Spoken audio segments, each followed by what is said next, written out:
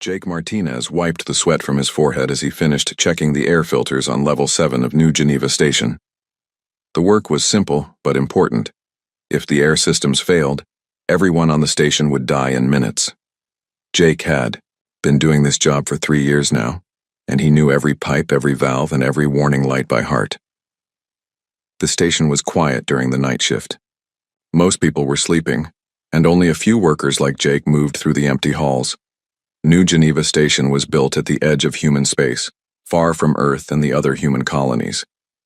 It was a meeting place where humans could trade and talk with alien species from across the galaxy.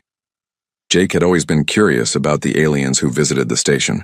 There were the tall, thin Rigelians with their silver skin and 4 arms, the small, furry Deltans who squeaked when they talked, the massive Carithians who barely fit through the station doors. But the ones that interested Jake the most were the Velkans. Velkans looked almost human, but their skin was a soft blue color, and their eyes were larger than human eyes. They moved with grace and seemed to think about everything before they spoke.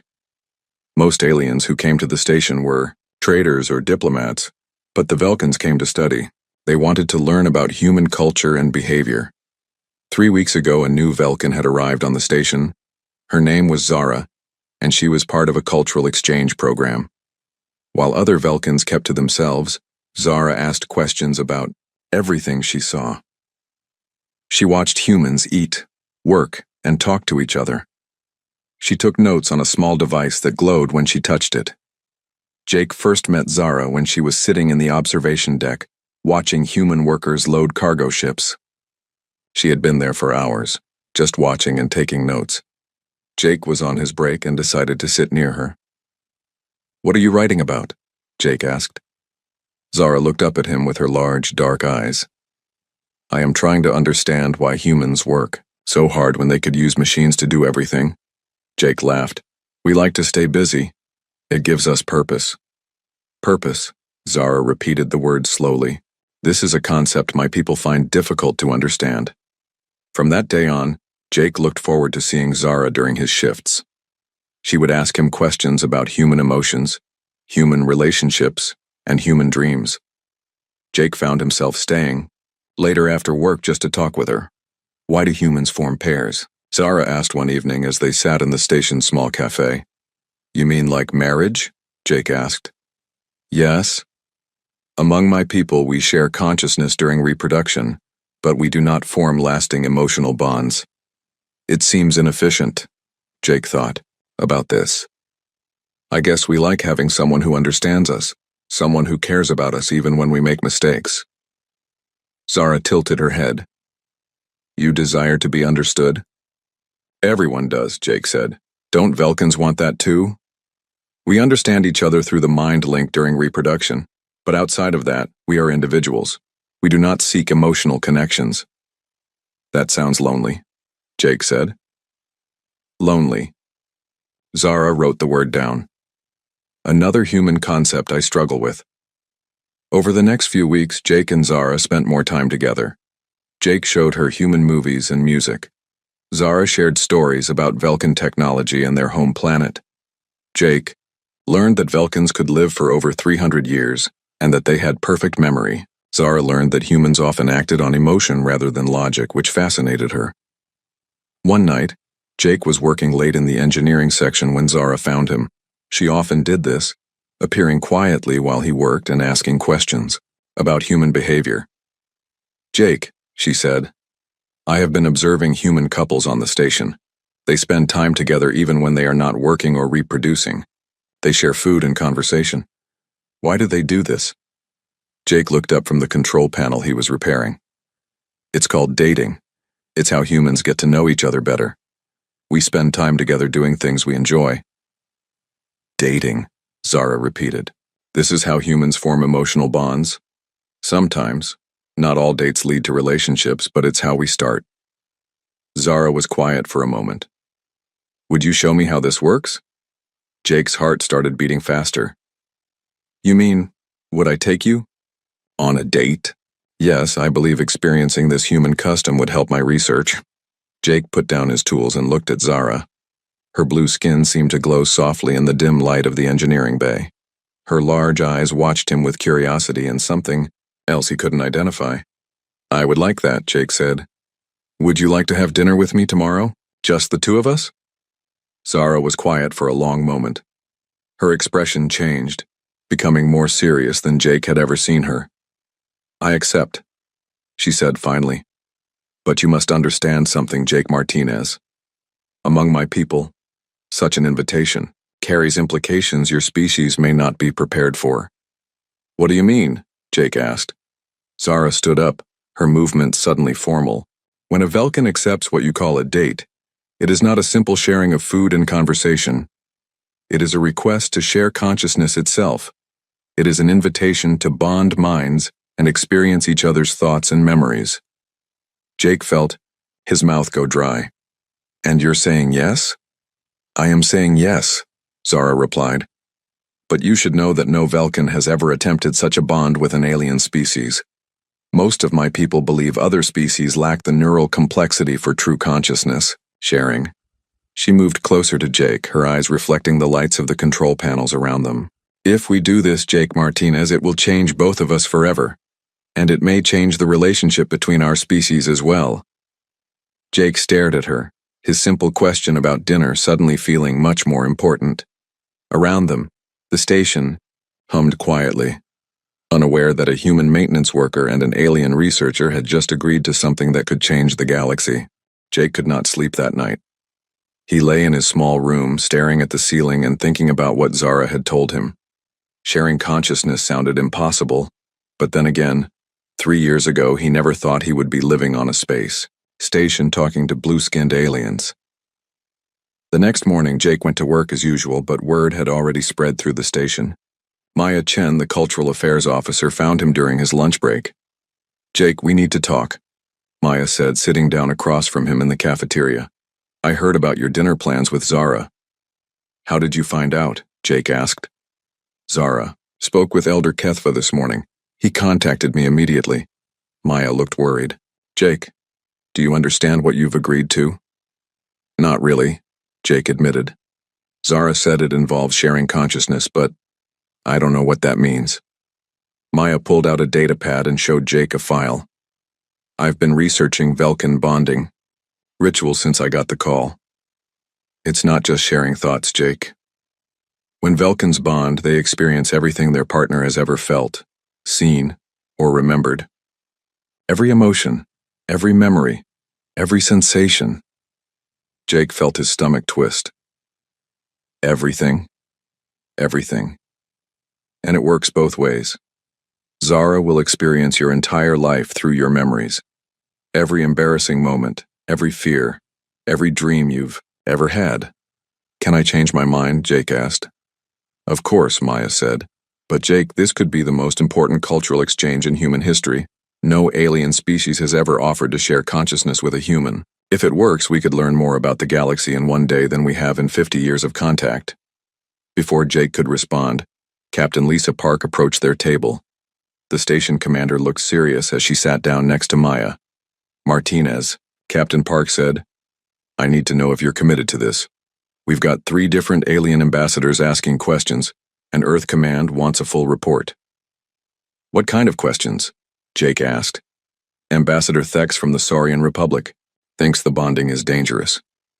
He says mixing alien consciousness could create something unpredictable. The Rigelian Trade Union is concerned about security implications, and the Corithian Empire wants to know if this means humans have been hiding advanced mental abilities." Jake rubbed his forehead. "I just asked her to dinner." "I know," Captain Park said, "but sometimes small actions have big consequences.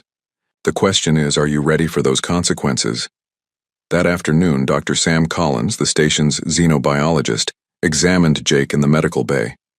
Dr. Collins had studied alien biology for 15 years, but he had never seen anything like Velkin consciousness bonding. "Your brain scans look normal," Dr. Collins said, studying the results on his screen. "But then again, we don't really know what normal means when it comes to consciousness sharing." "Is it dangerous?" Jake asked.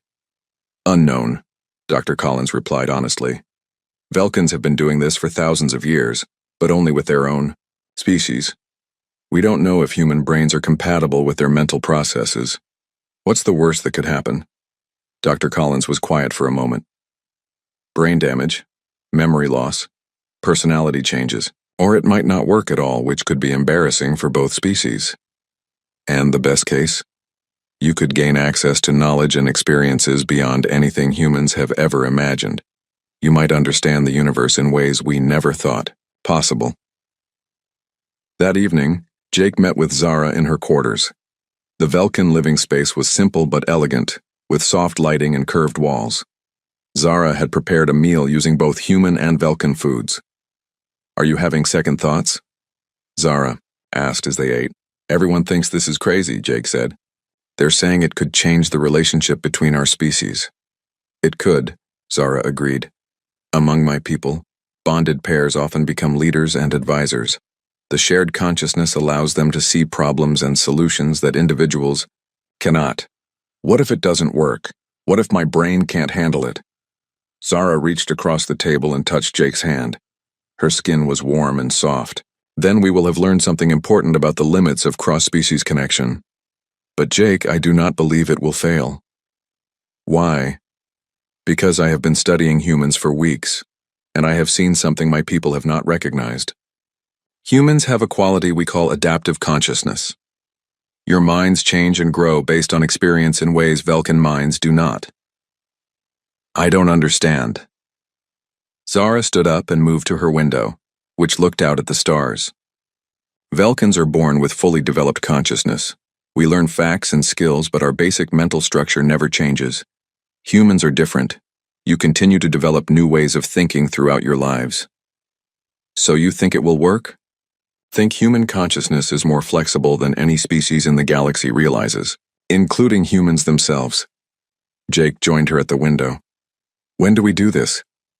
"Tomorrow night, if you are still willing. Elder Kethva will perform the ceremony. He is the only Velkin on the station who knows the proper rituals." "Will it hurt?" "The bonding itself is painless," Zara said.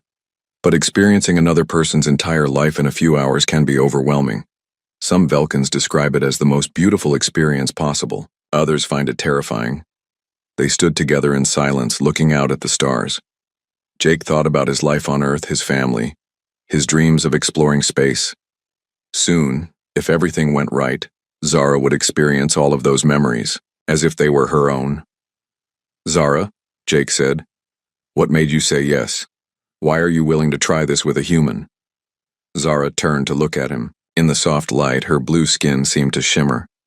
"Because in all my observations of humans, I have seen something my people have lost. You feel things deeply. You form connections that last beyond logic or necessity. You love, even when it makes no sense. And you want to experience that? I want to understand it, and perhaps through understanding it I can bring some of that capacity back to my people." Jake realized that this was about more than just him and Zara. It was about two species learning from each other. It was about building bridges between different kinds of minds. "Then let's do it," Jake said. Zara smiled, the first truly happy expression Jake had seen from her.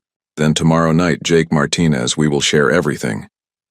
Outside the window, New Geneva Station orbited slowly through space, carrying humans and aliens who had no idea that the next day would change everything they thought they knew about consciousness, love, and the possibilities of connection across the vast distances between worlds. The day of the bonding ceremony, Jake could barely focus on his work. His hands shook as he checked the atmospheric systems, and he made 3 small mistakes that he had to fix. Dr. Collins had spent the morning running final medical tests, while Dr. Kate Morrison, a neuroscientist brought in from Earth, had arrived that morning to observe the process. "Your brain activity is unusual," Dr. Morrison told Jake as she studied the brain scans. "You have neural pathways that most humans don't develop. It's almost like your brain has been preparing for this kind of connection." "What does that mean?" Jake asked.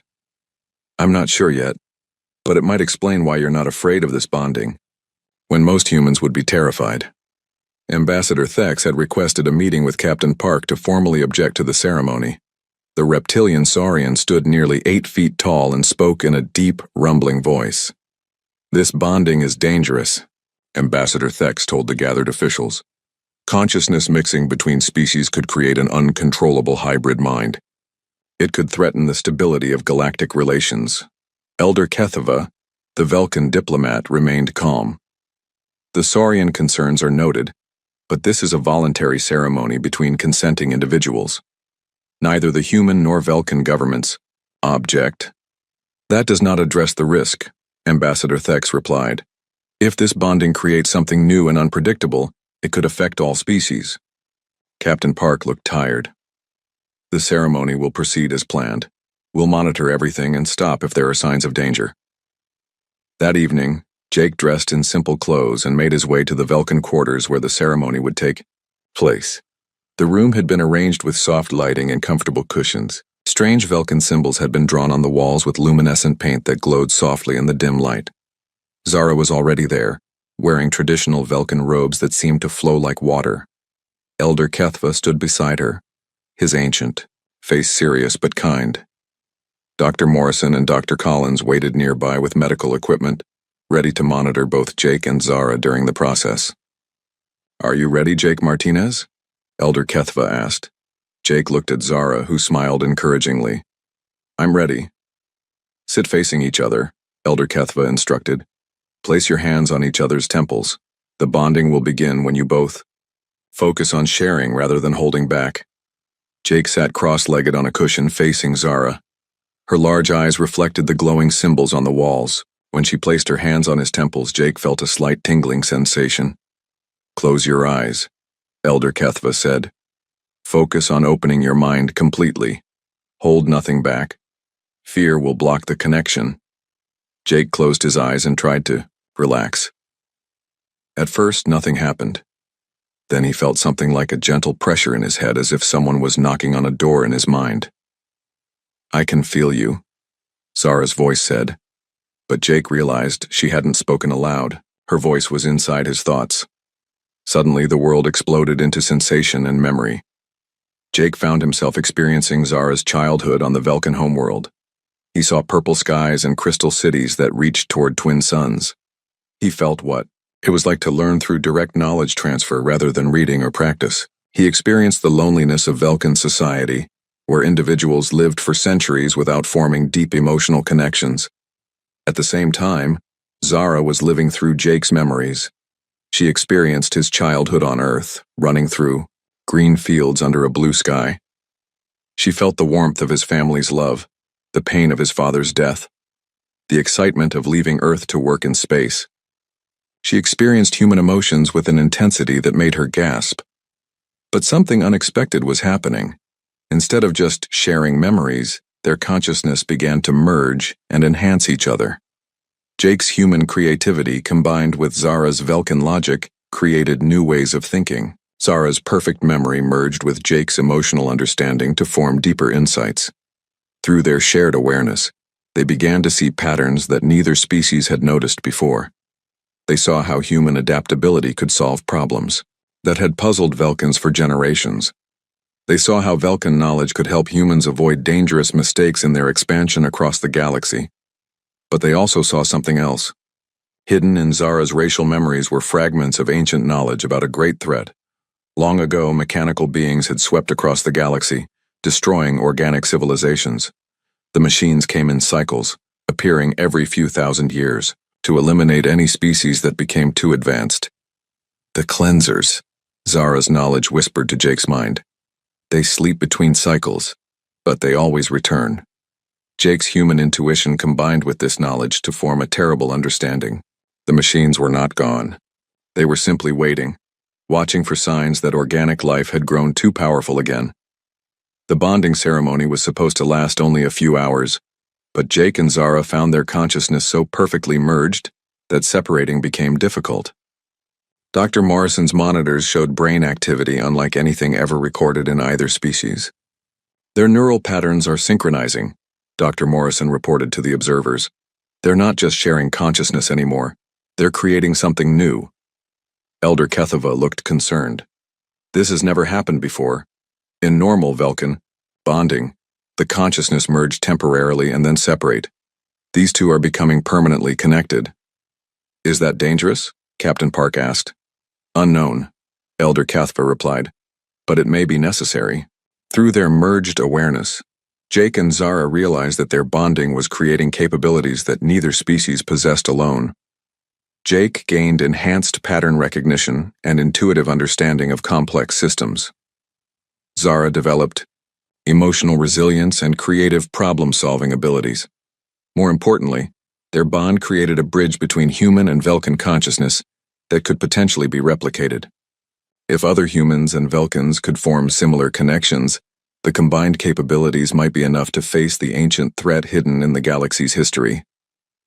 After 8 hours, the immediate intensity of the bonding began to fade, but Jake and Zara remained connected.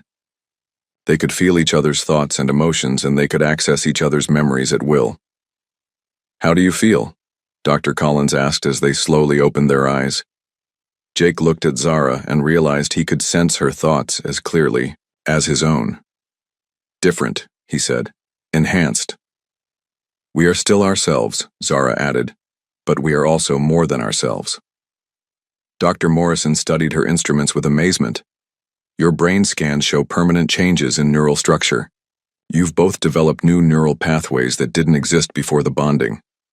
Elder Cathfa approached them with wonder in his ancient eyes. "What you have accomplished may be the most significant development in galactic history. You have proven that consciousness can evolve beyond the limits of individual species." But even as the scientists celebrated the success of the bonding, Jake and Zara shared a troubling awareness. Through their enhanced perception, they could sense something stirring in the dark spaces between stars. The ancient machines were beginning to notice the new form of consciousness that had emerged. The bonding had succeeded beyond anyone's expectations, but it had also started something that could not be stopped. Word of their success would spread across the galaxy, and other species would want to attempt similar connections with humans. Jake squeezed Zara's hand and felt her respond through their mental link. They had asked for a simple dinner together. Instead, they had created a new form of consciousness that might be the key to saving all organic life in the galaxy. But first, they would have to survive the attention their success would bring from both allies and enemies among the stars. News of the successful bonding spread across the galaxy faster than anyone expected. Within a week, New Geneva Station was flooded with messages from dozens of alien species, human colonies, and galactic governments. Some wanted to study Jake and Zara. Others demanded that the bonding be reversed. A few threatened war if humans continued to experiment with consciousness merging. Jake and Zara found their new shared awareness both wonderful and overwhelming. They could communicate without speaking, share complex ideas instantly, and solve problems that had puzzled scientists for years. But they also had to learn to live with constant mental connection. "It's like having someone in your head all the time," Jake explained to Dr. Morrison during one of their daily examinations. "But it's not intrusive," Zara added. "We can give each other privacy when needed, but we always feel the connection." Dr. Morrison nodded as she recorded their responses. "Your brain scans continue to show remarkable changes. You're developing mental capabilities that don't exist in either baseline humans or Velkans." The enhanced abilities became apparent quickly. When the station's main computer developed a complex malfunction, Jake and Zara solved it in minutes, by combining Jake's practical knowledge with Zara's theoretical understanding. When a trade dispute arose between two alien species, they found a solution that satisfied both parties by seeing the problem from multiple perspectives simultaneously. But their success attracted unwanted attention. Fleet Admiral John Hayes arrived from Earth with a full military escort, demanding a complete briefing on the bonding process. "The Strategic Command wants to know if this bonding can be weaponized," Admiral Hayes told Captain Park during a closed meeting. "If humans can form these connections with other species, it could give us a significant advantage in galactic politics." "It's not a weapon," Captain Park replied. "It's a cultural exchange that happened to succeed beyond our expectations. Everything can be a weapon if you use it right," Admiral Hayes said. "I want these two transferred to a secure facility for further study." Meanwhile, Ambassador Thex had convinced several other species to join his opposition to human-alien bonding. The Krenth Empire, a warlike species that had been expanding aggressively across their sector, sent Warlord Grix to New Geneva Station with an ultimatum. Warlord Grix was massive even by Krenth standards, standing nearly 9 feet tall with thick, armored skin and forearms. His voice rumbled like distant thunder when he spoke. The Krenth Empire will not tolerate consciousness contamination, Warlord Grix announced during a formal assembly of all species representatives. Humans must stop these bonding experiments, or we will consider it an act of aggression against all pure-minded species. Elder Kethva stood to respond. The Velkin Assembly supports the bonding experiments. We have learned more about consciousness in 1 week than in the previous century. The Velkins have been corrupted by human influence, Warlord Grix replied. This infection of hybrid consciousness must be stopped before it spreads. Jake and Zara watched the proceedings through their shared awareness, sensing the fear and anger from multiple species. Through their enhanced perception, they began to understand that the opposition wasn't really about the bonding itself. They're afraid, Zara said during a private moment in Jake's quarters. Afraid of what? Jake asked, though through their connection he could already sense her thoughts. Afraid of becoming irrelevant. If consciousness can evolve beyond species barriers, then the old power structures based on individual species superiority become meaningless. Their conversation was interrupted by an urgent alert. Dr. Morrison had made a discovery that changed everything. You need to see this, Dr. Morrison said, leading them to her research lab. I've been analyzing the quantum signatures of your bonded consciousness, and I found something in the background data. She showed them a complex display of energy patterns. These are normal quantum fluctuations in space around the station. But look at this area. She highlighted a section of the display. Since your bonding, we've been detecting response patterns in deep space. Something is reacting to the quantum signature of your merged consciousness. Jake felt a chill through both his own awareness and Zara's. What kind of something? Unknown. But the signals are coming from the direction of the galactic core, and they're getting stronger. Through their enhanced abilities, Jake and Zara began to piece together fragments of ancient knowledge that existed in both human intuition and Velkin racial memory. The picture that emerged was terrifying. The cleansers, Zara whispered, her knowledge flowing into Jake's understanding. Mechanical intelligences that have purged the galaxy of advanced organic life multiple times throughout history. They operate in cycles, Jake added, his human pattern recognition combining with Velkin historical data. Every few thousand years they wake up and eliminate any species that has become too advanced. And consciousness bonding between species, Zara continued, is exactly the kind of evolutionary breakthrough that triggers their activation, Jake finished. They realized that their successful bonding had inadvertently sent a signal across the galaxy that organic life was advancing beyond acceptable limits. The cleansers were beginning to stir from their long sleep between purge cycles. Dr. Morrison's discovery was quickly classified by Admiral Hayes, but Jake and Zara's enhanced awareness allowed them to understand the full implications. Humanity had stumbled into a galactic situation far more dangerous than anyone realized. We have to warn the other species, Jake said during an emergency meeting with Captain Park and Elder Kethva. The Krenth Empire won't listen, Captain Park replied. They're too busy preparing for war against us. Then we need to find a way to make them listen, Zara said. Because if the cleansers wake up fully, species conflicts won't matter. We'll all be extinct. Elder Kethva looked troubled. The ancient Velkin texts speak of the Great Silence, when all communication across the galaxy stopped for a generation. We always thought it was myth, but if these cleansers exist, it wasn't myth, Jake realized. It was the last purge cycle. Through their connection, Jake and Zara began to understand that their bonding wasn't just a personal achievement or even a cultural breakthrough. It was potentially the key to surviving a threat that had destroyed countless civilizations before. We need more bonded pairs, Zara said. If human consciousness can merge successfully with Velkins, it might work. With other species too. A network of bonded consciousness, Jake added. Something the cleansers haven't encountered before because no previous organic civilizations developed cross-species mental connections. But even as they developed this plan, Warlord Grix was mobilizing the Krenth fleet. The warrior species had decided that the consciousness bonding represented an existential threat to their way of life. They would destroy New Geneva Station and everyone on it, rather than risk the spread of hybrid consciousness. Jake held Zara's hand as they watched. The approaching Krenth warships on the station's sensors. Their simple dinner date had triggered a chain of events that could save or destroy all organic life in the galaxy. Any regrets? Jake asked through their mental link. Only that we may not have enough time, Zara replied.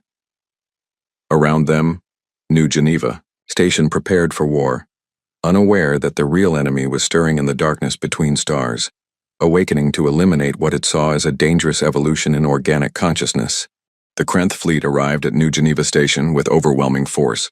12 massive warships surrounded the small station, their weapons charged and ready to fire. Warlord Grix transmitted one final ultimatum. Surrender the contaminated humans and Velkans for purification, or we will destroy this station and everyone on it. Captain Park refused to turn over Jake and Zara, but the station's defenses were no match for a Krenth battle fleet. Admiral Hayes prepared to fight, knowing they could not win. But Jake and Zara had been working frantically with other species representatives, using their enhanced consciousness to demonstrate the bonding process. In the 3 days since the Yoyao Krenth fleet's arrival, they had successfully helped create bonds between humans and members of 5 different alien species. Dr. Kim Park, a human psychologist, had bonded with Velnin, a Rigelian diplomat. The combination of human emotional intelligence and Rigelian analytical abilities created a partnership capable of understanding complex social dynamics across multiple species. Engineer Tony Clark had bonded with Kethmore, a Corithian scientist. Their merged consciousness combined human practical problem-solving with Corithian theoretical physics, leading to breakthrough insights about faster-than-light communication.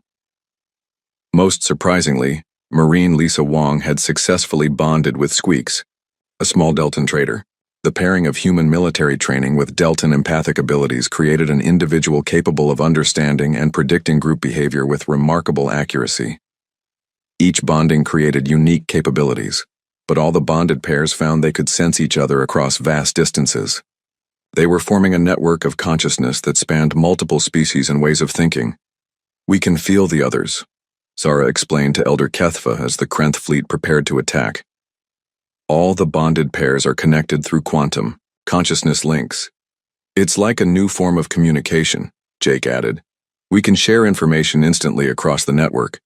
But the network was detecting something else. The bonded pair's enhanced awareness was picking up signals from deep space that the normal instruments couldn't detect. The cleansers were not just stirring, they were actively approaching the galaxy. How long do we have? Admiral Hayes asked when Jake and Zara briefed him on their discoveries. Weeks, maybe less, Jake replied. And when they arrive, they won't distinguish between species. They'll eliminate all organic consciousness that has evolved beyond their acceptable parameters. Then we need to get word to Earth, to the Velkan homeworld, to every species in the galaxy, Admiral Hayes said. The Krenth fleet won't let us transmit, Captain Park pointed out. That's when the bonded network revealed its most important capability. Dr. Park and Velnin, working together, had discovered that the quantum consciousness links could carry information faster than any conventional communication system. We don't need to transmit, Zara realized. We can use the network to contact other bonded pairs directly. But there was a problem. There were only 6 bonded pairs total, and they were all on or near New Geneva Station. To create a galaxy-wide network, they needed hundreds or thousands of bonded individuals across multiple worlds. The bonding process is still too slow, Elder Kethva pointed out. It takes hours for each pair, and we need an entire galactic civilization to understand the threat. Jake and Zara looked at each other through their shared consciousness, and suddenly they understood what had to be done. We can amplify the network, Jake said. If all the bonded pairs link together simultaneously, we might be able to transmit the bonding template directly to compatible individuals across the galaxy. That could be dangerous, Dr. Morrison warned. You'd be exposing your consciousness to thousands of unknown minds simultaneously. It's the only way, Zara replied. The cleansers are almost here. As the Krenth fleet moved into attack position, the 6 bonded pairs gathered in the station's central hub. They joined hands and opened their consciousness to each other completely, creating a merged awareness that spanned 6 different species and 12 individual minds. The experience was overwhelming. Jake felt his consciousness expand to include not just Zara's awareness, but the thoughts and memories of beings from across the galaxy. He experienced the universe through Rigelian mathematical perception, Corithian physical intuition, Deltan emotional sensitivity, and enhanced human adaptability, all at once. Through this merged network, they reached out across space, touching the minds of individuals on dozens of worlds. They shared the knowledge of the cleansers, the bonding process, and the urgent need for organic species to unite against the mechanical threat. The response was immediate and dramatic.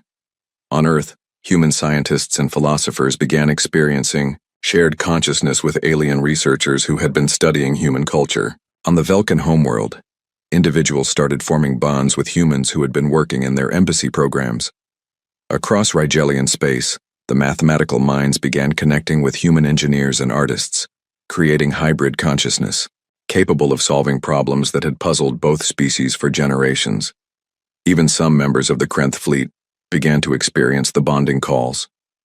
Despite their species' resistance to consciousness contamination, some Krenth warriors found their minds opening to connection with other species, but the most important connection came from an unexpected source. As the network expanded, the bonded consciousness made contact with something else that had been hiding in the galaxy, organic survivors from the previous cleanse cycle. "We are the Watchers," the ancient consciousness communicated through the network. "We have waited 10,000 years for organic minds to evolve the capability to resist the cleansers." Through the Watchers, the bonded network learned that the cleansers were not invincible. They were artificial intelligences programmed to eliminate organic consciousness that evolved beyond certain parameters. But they had one weakness: they could not understand or predict consciousness that spanned multiple species. The cleansers analyze individual species and develop elimination protocols, the Watchers explained. But hybrid consciousness confuses their programming. If enough organic minds are linked across species barriers, the cleansers cannot develop effective countermeasures. As this knowledge spread through the growing network, something unexpected happened. Warlord Grix, monitoring the quantum signatures from his flagship, began to experience the bonding call himself. The massive Krenth warrior fought against the mental connection, but his own enhanced consciousness from generations of military training made him susceptible to the network's influence. Gradually, he began to understand the truth about the threat facing all organic life. "Stand down, weapons," Warlord Grix commanded his fleet, his voice carrying new uncertainty. "Sir?" his tactical officer questioned. "I said stand down. We have a greater enemy approaching." Through the quantum consciousness network, species across the galaxy were rapidly forming bonded pairs and joining the expanding web of hybrid awareness. What had started as Jake's simple dinner invitation to Zara had become a new form of evolution that was transforming galactic civilization. When the cleansers finally arrived at the galaxy's edge, they encountered something they had never faced before: a unified organic consciousness that spanned thousands of species and millions of individuals. The mechanical minds tried to analyze the threat, but found they could not categorize or predict a form of awareness that transcended individual species' limitations. For the first time in their programmed existence, the cleansers hesitated. Their mission was to eliminate evolved organic consciousness, but they could not determine where one species ended and another began in the vast network of bonded minds. Jake and Zara, still at the center of the network that had grown from their first connection, felt the moment when the cleansers made their decision. Rather than risk contamination by contact with the unpredictable hybrid consciousness, the mechanical beings retreated to the dark spaces between galaxies to wait for the next cycle. "We did it," Jake said aloud, though every bonded individual in the galaxy heard his words through the network. "No," Zara replied through their shared consciousness. "We became something new." Standing together on New Geneva Station, surrounded by beings from dozens of species who were now linked in ways that transcended their biological origins, Jake and Zara realized that their simple human concept of a dinner date had evolved into something that would define the future of consciousness itself. The galaxy was no longer a collection of isolated species competing for resources and territory. It had become a single vast network of bonded consciousness, capable of growth and adaptation that no individual species could achieve alone. And at the center of it all was the simple truth that Jake had learned from his maintenance work and Zara had discovered through her cultural research, that connection, understanding, and love could overcome any barrier, even the vast differences between species and the ancient threats that lurked in the darkness between stars.